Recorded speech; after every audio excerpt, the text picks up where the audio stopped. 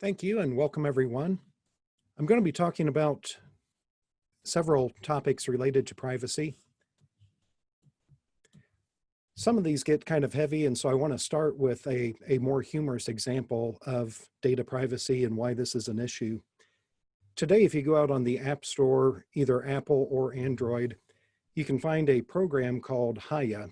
Hiya fills a need. If you're like me, you've probably received phone calls on your cell phone not knowing who that number belongs to. Hiya is an app that if you download it, it will copy the contents of your contact list, put it into a database, and then share that information. Here's exactly what it says if you read a description of the app. Notice that it says, download now for free. This is a free service. You download the app, and it says that we have a global database with millions and millions of phone numbers in it.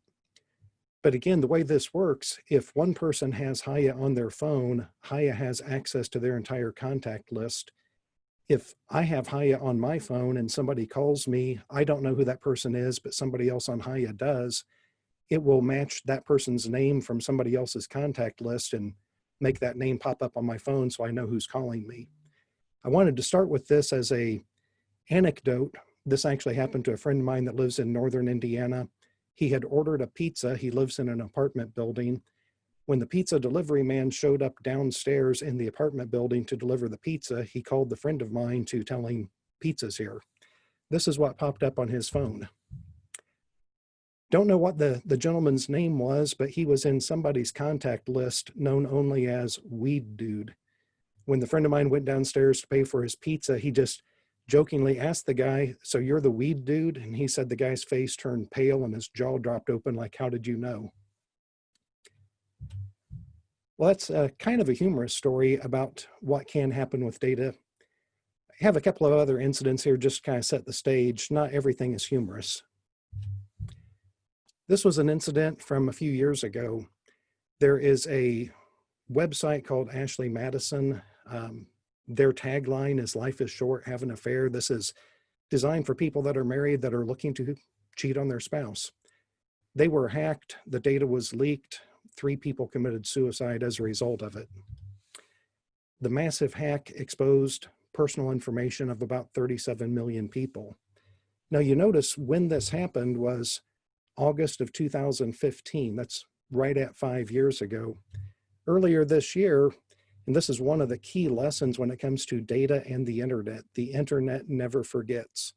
Even though this incident occurred 5 years ago, if you look at what happened just earlier this year, somebody went out, accessed that data that's still floating around on the internet and started using it to try and blackmail people. So this is a true story. It's something that's really happened that's been in the news, but this is just one incident of where data can be abused. Here's another one. This one is not so much about online privacy, but it's still privacy related. More and more police departments and private companies are using a technology called automated license plate readers. The automated license plate readers, they can be either mounted on a vehicle and they will record the license plate number of every car they pass, or they can be stationary mounted on a telephone pole or something like that. But they gather images of license plates, the timestamp, the GPS location. They compile a database, and there are private companies with billions of records of recorded license plates. And you might think, well, what's the big deal? If you're out driving around on the road, people can see your car, so what's the big deal? Well, this is one paragraph from the story that I just cited. Here are just two of many examples of what can happen. A police lieutenant in Washington, D.C. was prosecuted for extortion because he was using data from automated license plate readers to blackmail people who were parking their cars near gay bars. He was caught and convicted. Also, more recently, 2015, the city of Los Angeles considered, and I don't believe they actually carried through with it, but they were discussing sending letters to the homes of car owners who drove through neighborhoods that were known for prostitution. Nobody was arrested, nobody was even charged, but they were considering sending out letters to cars that drove through sketchy neighborhoods. So the whole point is there are examples where data is being collected and used for these types of purposes. Now, whenever I have a discussion about these types of issues, undoubtedly somebody's going to speak up and say, well, I don't care, I have nothing to hide. Those people on that website that committed suicide and the other people whose lives were negatively impacted, I don't do that, so I have nothing to hide. Well, this issue isn't just for people with things to hide. I often say I have nothing to hide, but I really don't have anything I want to share either.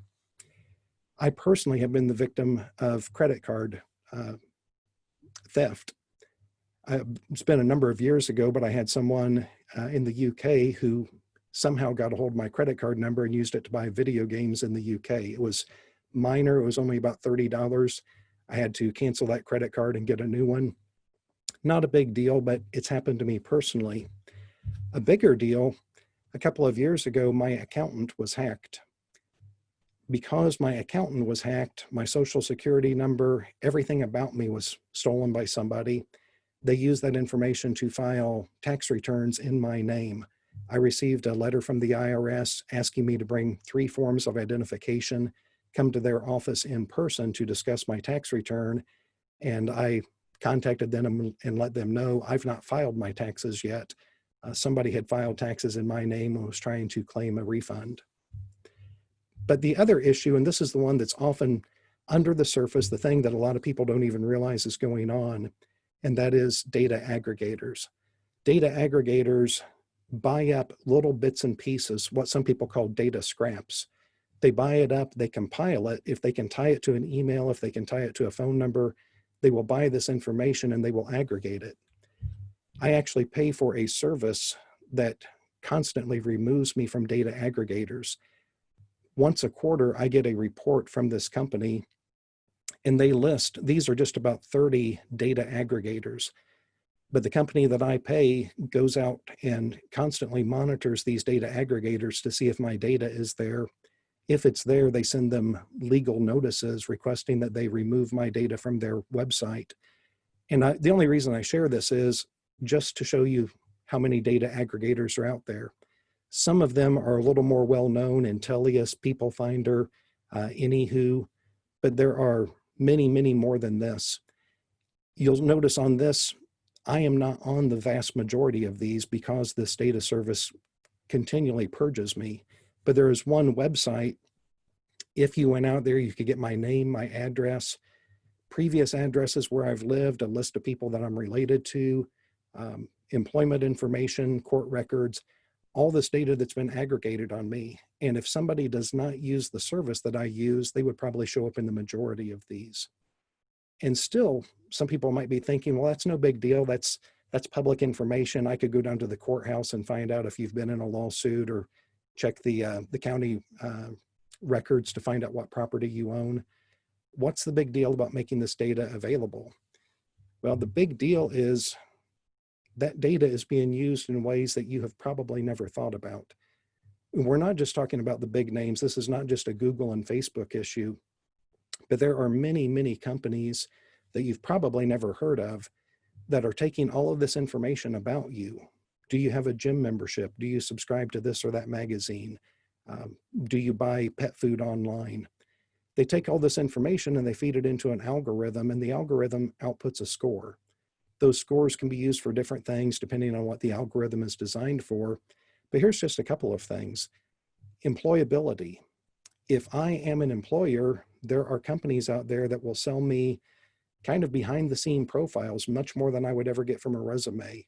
I might find out this person really likes drinking on the weekend. They may not have a DUI, but because of photos they've posted on Facebook of them sitting around 6 empty beer bottles, that could have an impact on whether or not I want to hire the person. Insurance companies use some of these databases to determine if they're going to insure someone and what rates they're going to charge. Banks may use this type of information to influence what interest rate they charge and whether or not they're going to make a loan to someone. So these these algorithms are using all of this data that we either freely give away on social media or data that we don't even realize is being collected from us because of the apps that we're using. Just a couple of key points I want you to think about, and then I'm going to hand the presentation over to Dr. Jones. The first and very important point, data that is collected for one purpose is frequently used for other purposes. And I'll just give you two examples. I could spend hours talking about this topic, but the Easy Pass toll system, if you've driven on interstates, especially up around the Chicago area, you can put a sticker in your window that has an RF transponder in it so you don't have to stop and pay tolls manually. You just keep driving at speed and a sensor picks up that your car passed and money is deducted from an account to pay the toll. Well, that's what it was put there for. But as soon as that system went online, divorce lawyers started subpoenaing the records from those companies because they wanted to track where somebody was at a certain time. Somebody might tell their spouse they're going on a business trip, but in reality, here's data that their car was only 2 counties away doing something else. One of the classic examples of data that was used for other purposes, U.S. Census Bureau, there are disclaimers all over the U.S. Census forms. This data is only used for census purposes. It took over 50 years for the Census Bureau to admit that during World War II, Census Bureau data was used to locate Americans of Japanese descent so they could be forcibly relocated to internment camps. So point one, data that is collected for one purpose is frequently used for other purposes. And once you give up a piece of data, you can never get it back. The internet never forgets. The second point, regardless of the promises made, there is no safe repository for data. These are just a couple of recent incidents. Target had 41 million credit card numbers stolen from Target customers because Target's system was compromised. Equifax, 147 million people had all of their personal information stolen from Equifax. Marriott, I'm a big fan of Marriott. I like their hotels, but 500 million customers had their personal information stolen from Marriott. Yahoo, 3 billion. And just in case you're thinking, well, these are private companies, they should have been more careful, it doesn't stop with private companies. I'm not sure which of these last two examples is most troublesome. The Office of Personnel Management is an office of the federal government. This is the office that determines who gets security clearances. And if you ever apply for a security clearance, there's about a 50-page form that you have to fill out with every last detail of your life. You have to disclose drug use. You have to disclose any addictions that you may have. What the security clearance is really trying to do is find out, does somebody have something in their past that could be used to blackmail them? You have to disclose that. The Office of Personnel Management was hacked. The security application forms, one of the most intrusive and detailed profiles of a person you can imagine, 50 pages, that was stolen for 21 million government employees. The potential for those individuals to be blackmailed or coerced in some way is beyond description.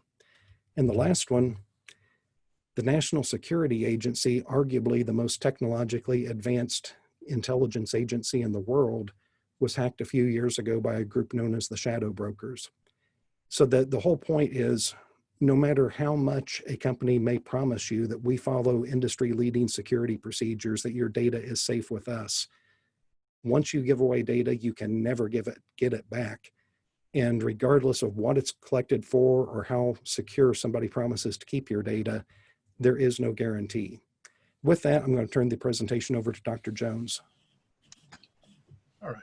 Thanks, John. I appreciate everything you said. And so what you'll notice from me is you'll see somewhat of a similar scenario. You'll see some things that I'll talk about, which are very similar to what John talked about, but we'll give you a kind of a double dose of some things and some other insights for you. So let's go through this, okay? First thing, we have to understand how much bytes of data are available every day. 2.5 quintillion. There's a word that my wife knows because she's a mathematician. I can't even imagine what a quintillion is. but let's say this, it's huge, okay? And now we know this, you know, what we're talking about here, most people are becoming concerned about this. Majorities, according to Pew Research Center, think that personal data is less secure now.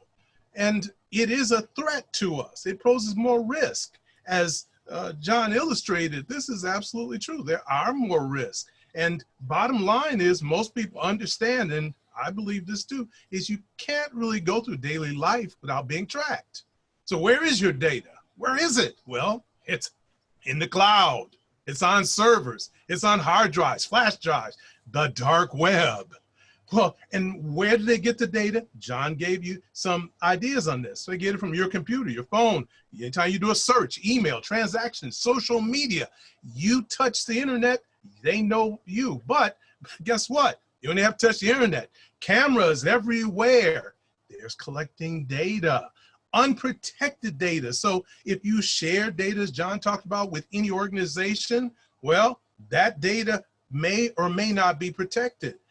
Phishing, we know about that. For those of us who work in organizations, people are always trying to get us to click on this link right here. And that way they gain access to your data and the organization's data. Hacking, yes, this is a threat. What do they know? Well, as John illustrated, let's go down some of the list. Who you are, your lineage. Anybody ever do a DNA check? Well, what do you know? Somebody has that data on your DNA.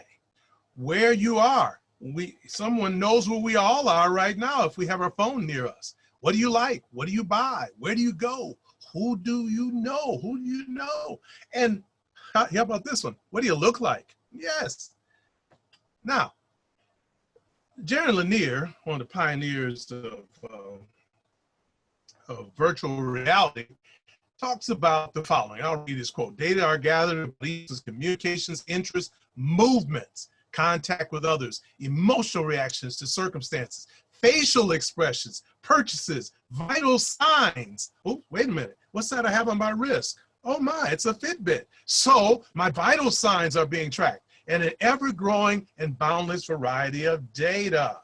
Well, so who are this they? This they? Well, it's Indiana University. That's right. When you register for a class with us, what do we collect?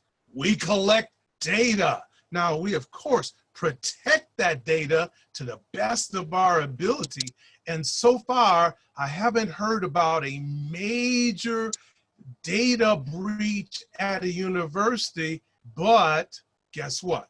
With all the data that exists on students, all the data, wait a minute, this did happen recently, didn't it? Uh-oh, yes, even at Indiana University, we represent the they, because we have data on you. We have data on others. And this data, which we protect to the best of our ability, cannot be protected 100%. Well, more on the they. Well, John talked about many of the different companies, there's many, too many to name companies, but in a book by Amy Webb called The Big Nine, she talked about some of the organizations that are particularly influential in this whole era of digital, okay? Some people call it the fourth industrial revolution. Some people call it the age of acceleration. The digital age is what others call it. Well, here are the big players, you know them: Google, Microsoft, Apple, Facebook, IBM, Amazon. She calls it the G Mafia. And also, yes, China. China is huge in this. Yeah, we've heard some things about China recently, but China's been there. China has Baidu, Alibaba, Tencent. If you've never heard of those companies, Baidu, Alibaba, Tencent, you surely heard about Alibaba, but have you heard about Tencent? Look up Tencent and understand all the connections they have around the world.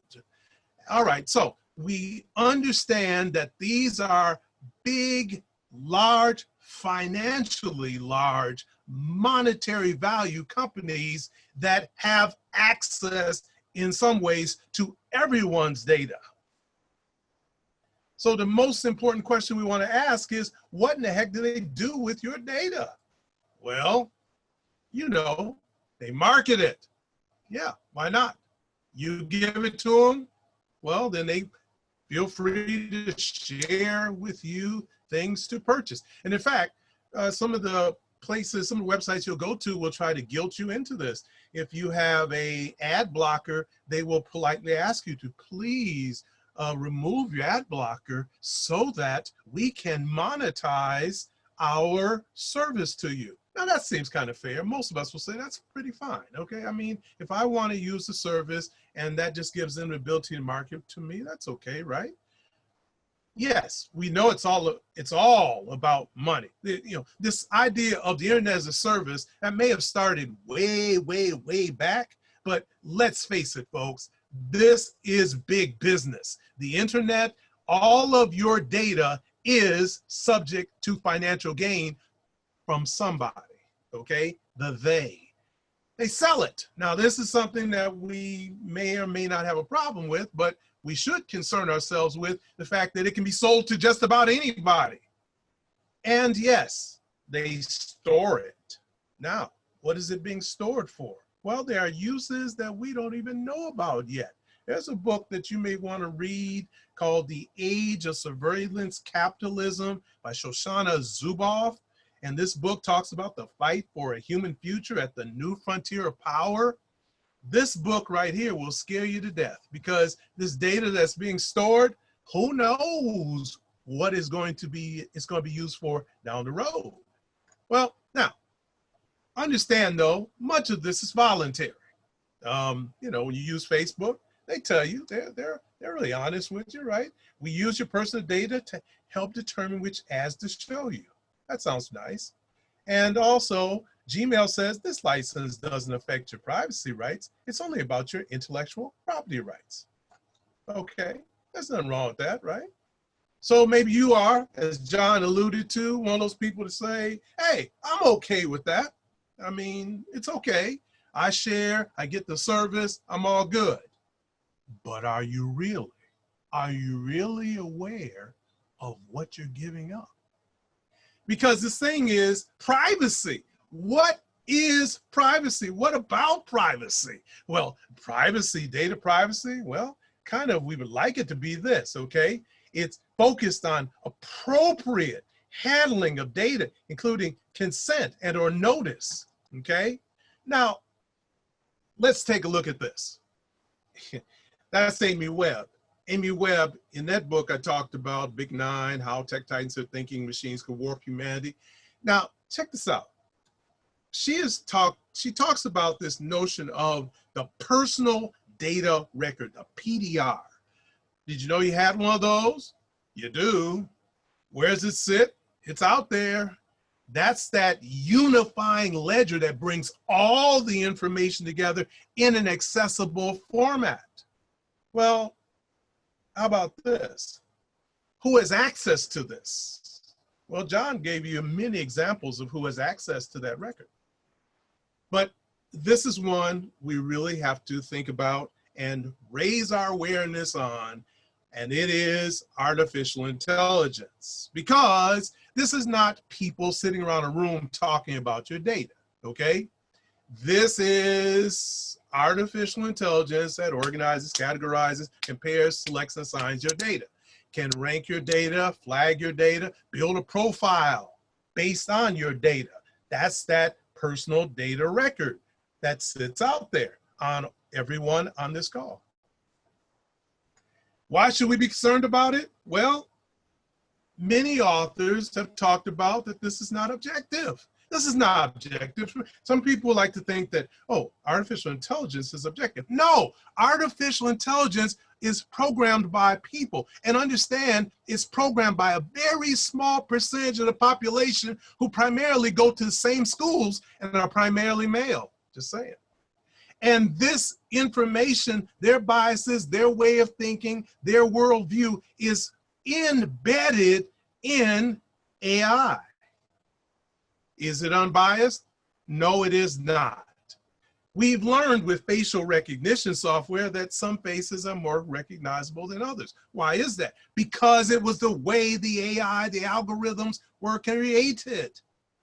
And as John alluded to a little bit earlier, is it accurate? Oh boy, here's the real problem. You know, I checked out one of those services. I went out there and, you know, I'm trying to opt out of those things as I don't have a service like John has, so I tried to do it manually. And I noticed that I lived in different cities and I go by KK Jones and some relatives on there, which were not my relatives. Is this data record accurate? Who knows?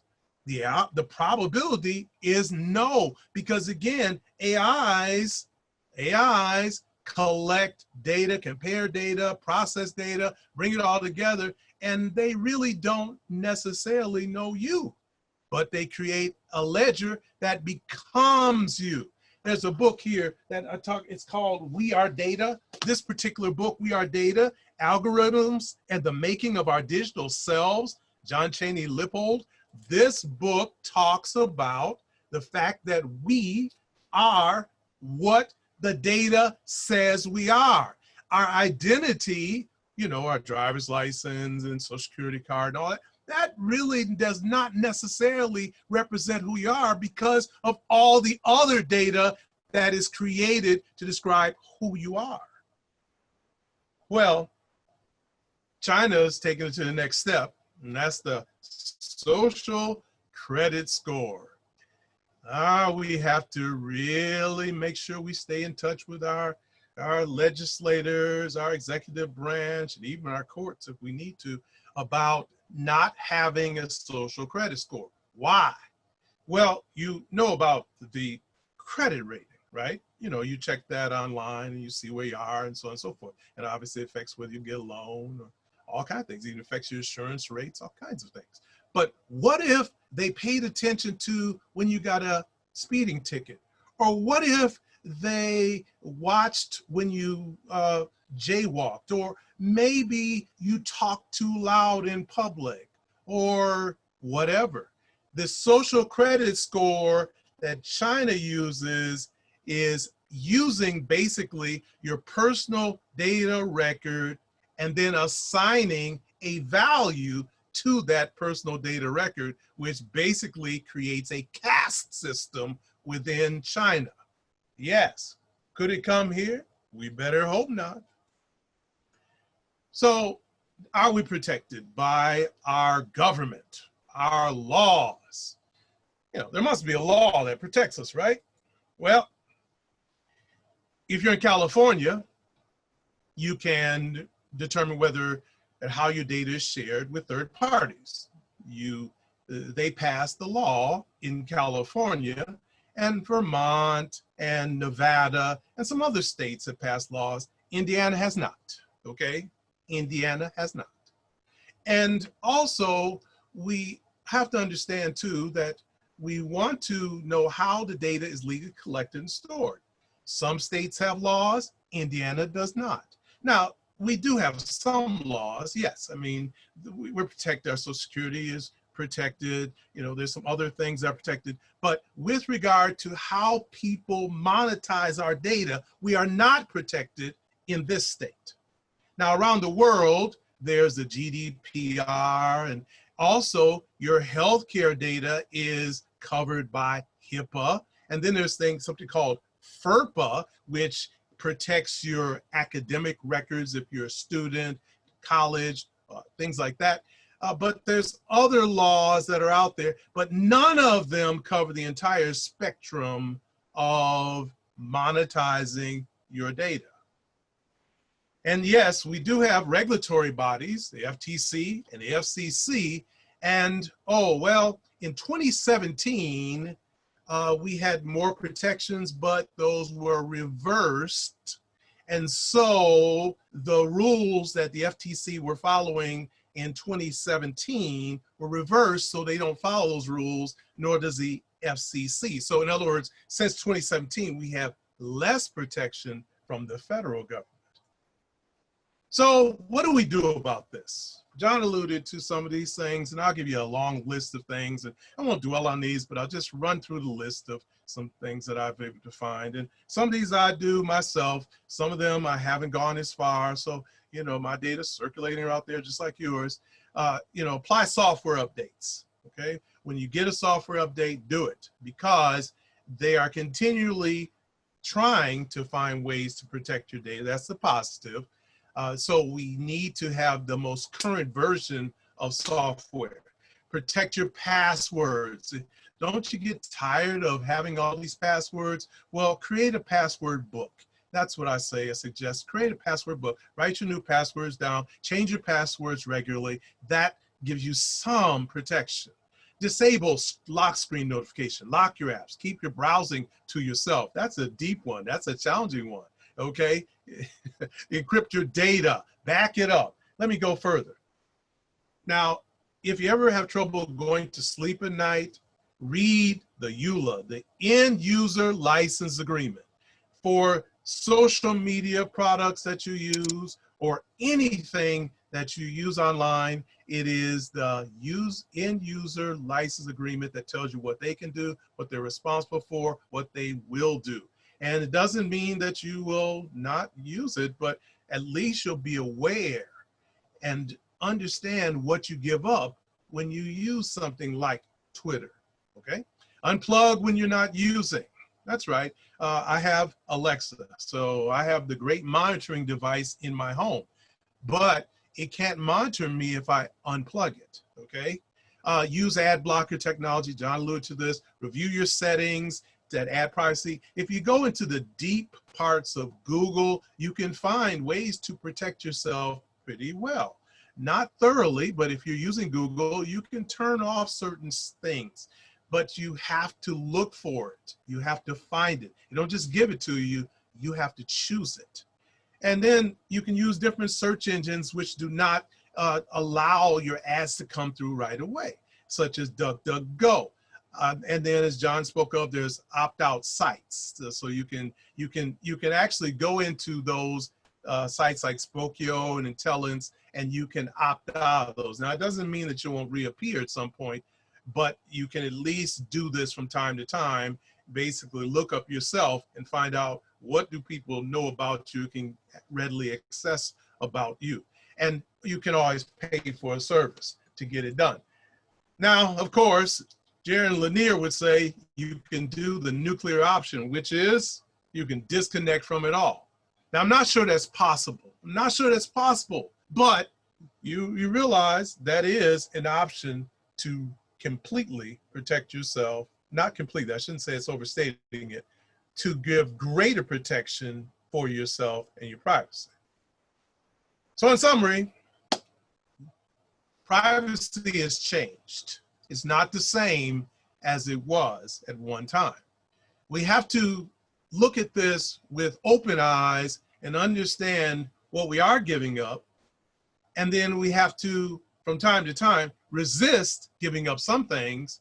And yes, we need to talk about this to keep those people who have some power to regulate this, to help us with this, to focus on this and stay focused on it, because it's not something you can fix today and be fixed forever. It's an ongoing and regular, you hear me FTC, you hear me FCC, an ongoing and regular state organizations. It's an ongoing and regular evaluation and work to help protect what most people want, some semblance of privacy. So with that, I will turn it back over to John. Thank you, Kevin. So I appreciate everything that Dr. Jones has just shared with us. I have just a couple of additional suggestions that I would make when it comes to protecting privacy.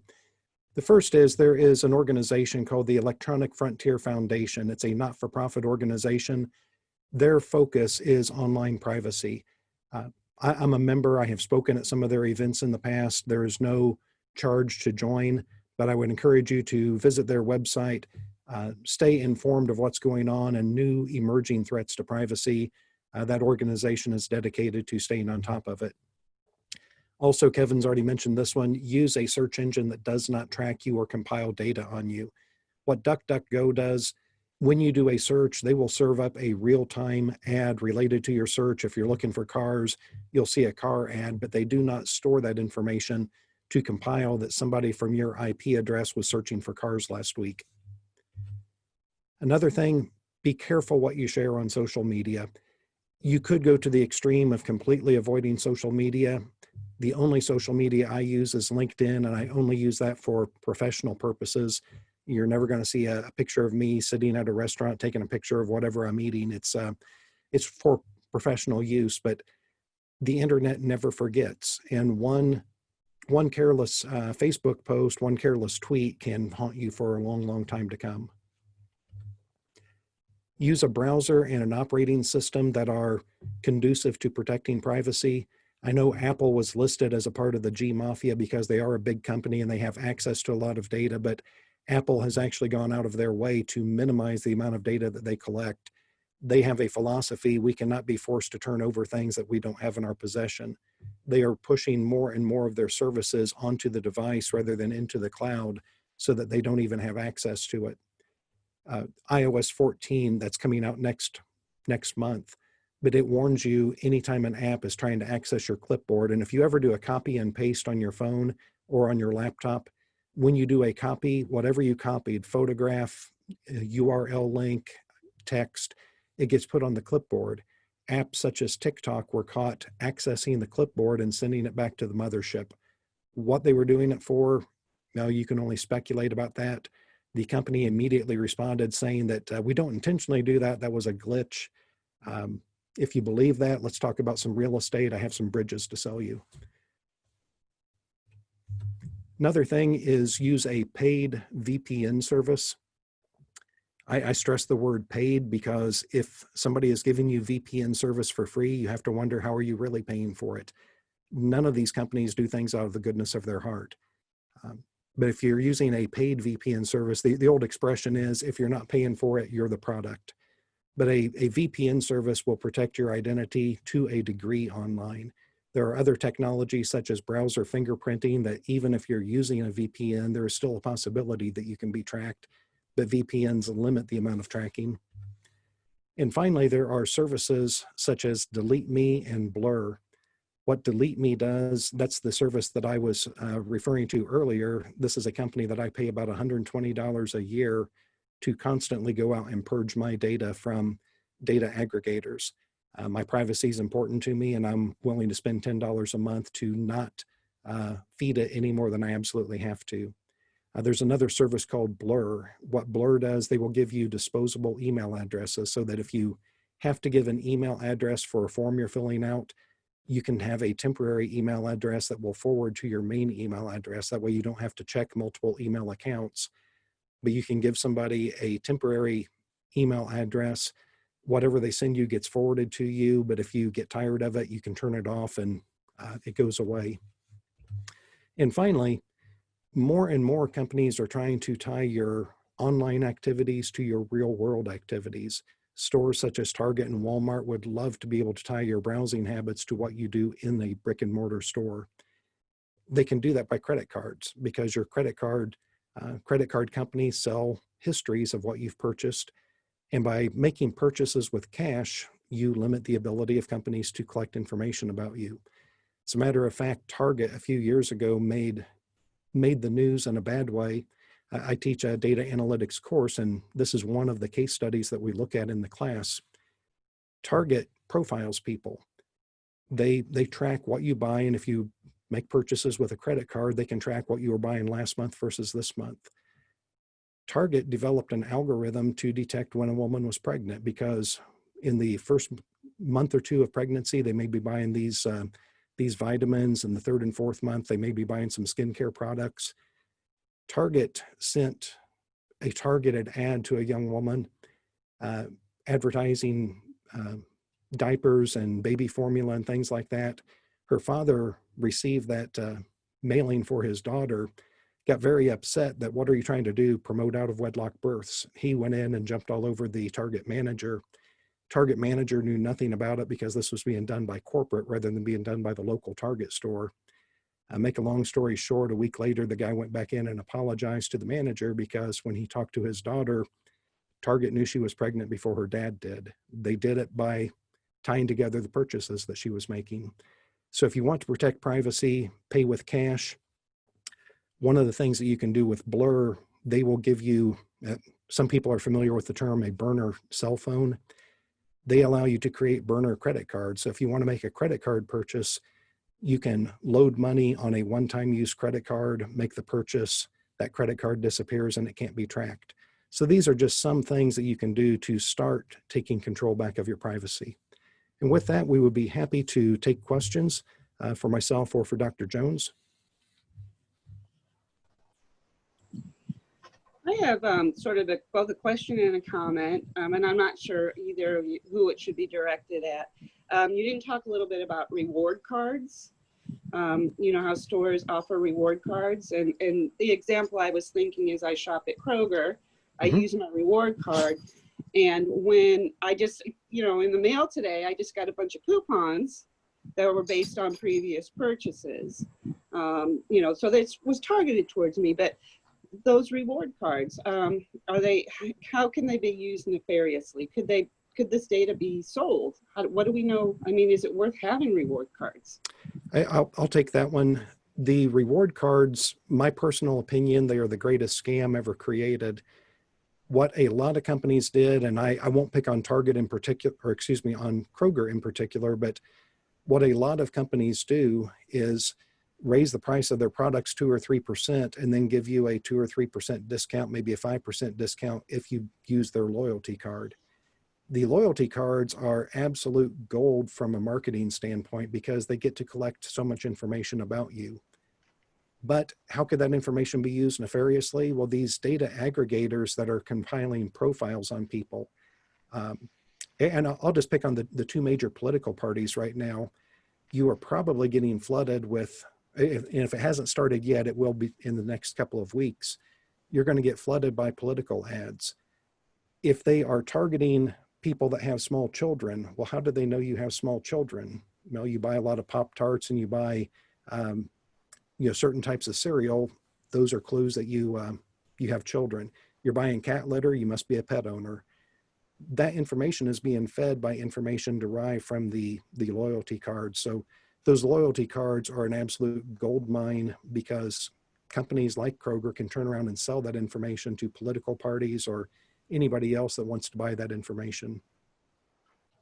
Absolutely. And just to add to that, I mean, you know, okay, you can't see it, I guess, but I'm holding a bottle of Snapple tea with lots of sugar in it. So they know I don't have diabetes. Okay. Simple stuff. They know already how big I am, what I look like, and my weight, size, etc. And so they don't have to have my exact medical record. They can take my eating habits, they can correlate it with other data, and they can pretty much say, okay, this guy's healthy or not healthy. Hey, I would just chime in one other thing.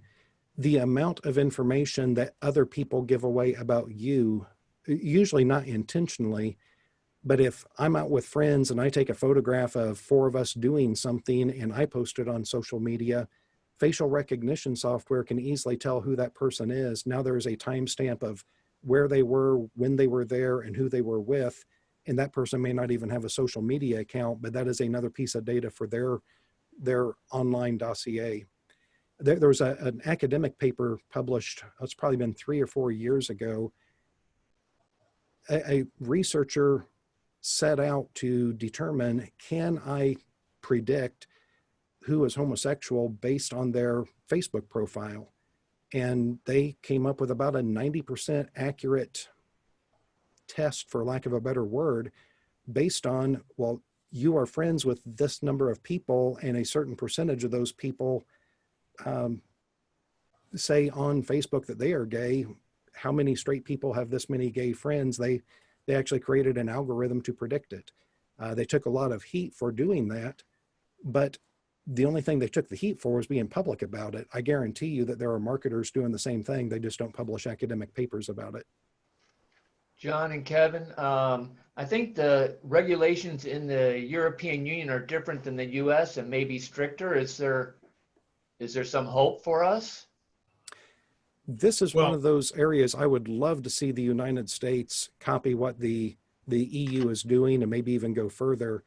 Probably the single biggest thing is what's called the right to be forgotten law, which means I would have the ability to send a letter to Google and say, I want my name purged out of your system. And I could do that company after company saying, purge my name. In the US, I have Delete Me as a service that purges me from data aggregators, but my name keeps coming back because they go out and they buy my name from companies that don't have to follow those rules.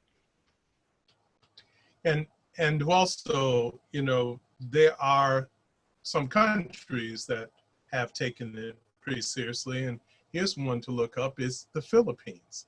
They have an entire agency that's devoted to data privacy. It's really interesting reading it. Now, I can't say how well it works, but they at least have created an infrastructure to specifically address data privacy. And so we have a long way to go from, you know, country perspective, because, you know, we always have this push and pull of, you know, free enterprise, right? Free enterprise. And the ability for someone to make money, we have trouble infringing upon that. But we also, if we look at the Constitution, allegedly have privacy protections as well. So hopefully some of our folks who are constitutional scholars can help us understand how we can be protected and regulate, and yes, create laws that prevent the wanton selling and sharing of our data. I've got another question for you both. I try to every month clear my cache and browser history. Mhm. Does that help at all, or is that just a useless activity? Well, it's a good activity, but it's already out there. Okay, you know, anytime we touch the internet, it's out there. So it does help though to delete, because understand that we're always subject to someone, if you will, intruding upon our computer. So the less we have available there, the less likely we are to give up our secrets. So it is a good practice to continually do, but it's not 100%. John, you I would agree that it's a good practice. Monthly is probably too long of a time period. I would probably be doing it daily or weekly, but certainly monthly is better than never doing it for the reasons that that Dr. Jones just mentioned. I'll throw out one other topic that we're probably going to hear more about in the coming weeks and months, and that is contact tracing. Contact tracing, if somebody is diagnosed with COVID-19, which keep in mind the tests have about a 3% false positive rate. So if 100 people test positive, there's a good chance 97 of them actually have it. But the contact tracing, if a person is diagnosed with it, they test positive, people will contact them and ask them, who have you been in contact with? Close contact means they were within 6 feet of you for 15 minutes or more. And they would like a list of, over the last 2 weeks, who have you been in contact with? They'll ask you to go through your email, your text messages, try and reconstruct where you've been so that you would come up with a complete list of who you've been in contact with. I don't have a problem with that form of contact tracing. My bigger problem is there are some companies that are pushing electronic contact tracing. Put this app on your phone because your memory might not be good enough, and there may have been that one person you were close to that you forgot to mention. Like I said, data collected for one purpose frequently is used for other purposes. And no matter how secure they tell me they're going to keep that data eventually is going to get out. The NSA can't keep their data safe. And so when I think about contact tracing and having an app that tracks my every move, that ought to put chills down the spine of everyone. You think about the protests that have been going on, some peaceful, some not so much, some are outright riots. But if I am in a location where a crime occurs and somebody has access to the data that says, hey, John Padfield was in that group, you know, I don't want to be on defense having to defend myself because I was in the wrong place at the wrong time.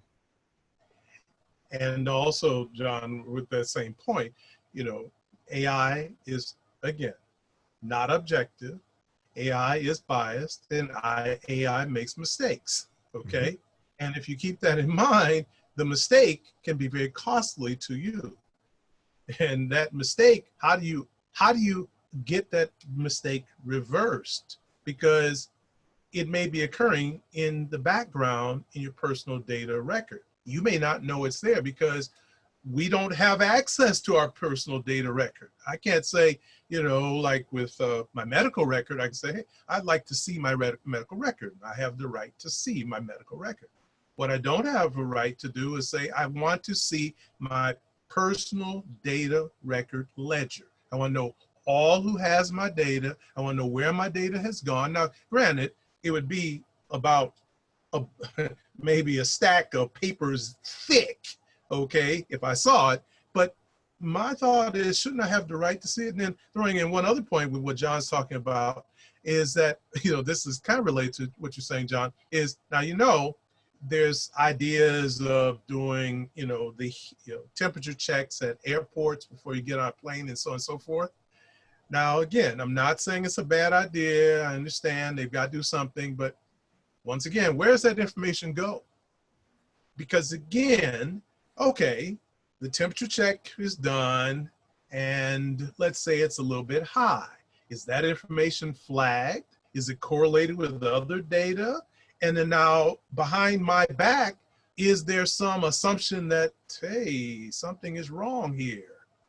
It's challenging. Again, once we share our data, we lose control of it. That is at the heart of our challenge here. So I want to thank our presenters, Dr. Kevin Jones and Dr. John Padfield, for taking the time to share this valuable information with us today, and for everyone who attended for taking the time to learn more about this important topic. That ends our time together today. We hope everyone stays safe, healthy, and we thank you for your time.